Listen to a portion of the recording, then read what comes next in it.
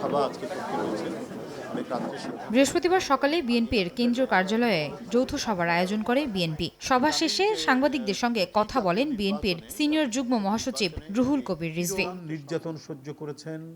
এ সময় তিনি জানান ৮ ফেব্রুয়ারি দুপুরে শেষ নির্বাচনী জনসভায় প্রধান অতিথি হিসেবে বক্তব্য দেবেন বিএনপি চেয়ারম্যান তারেক রহমান। শান্তিপূর্ণ নির্বাচনের প্রত্যাশা ব্যক্ত করে রিজভী বলেন, ধানের শীষ শুধু প্রতীক নয়, মানুষের আবেগ। তা ধারণ করেই ভোট দিবে জনগণ।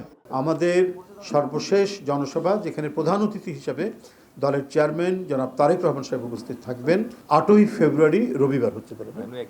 হ্যাঁ, ভেন্যু একই থাকবে, এই পার্টি অফিসের সামনে। এদেশের জনগণ ধানের শীষকে একটি আবেগ মনে করে।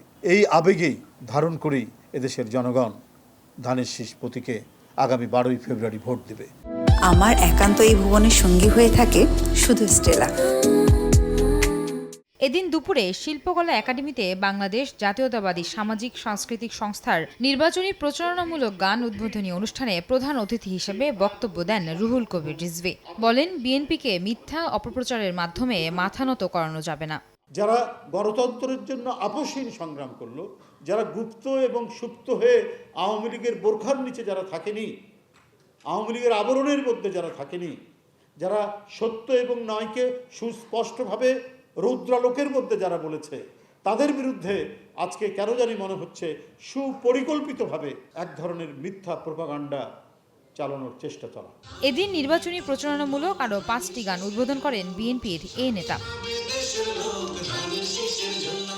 আয়েশা সিদ্দিক, সামিয়া, সময় সংবাদ, ঢাকা।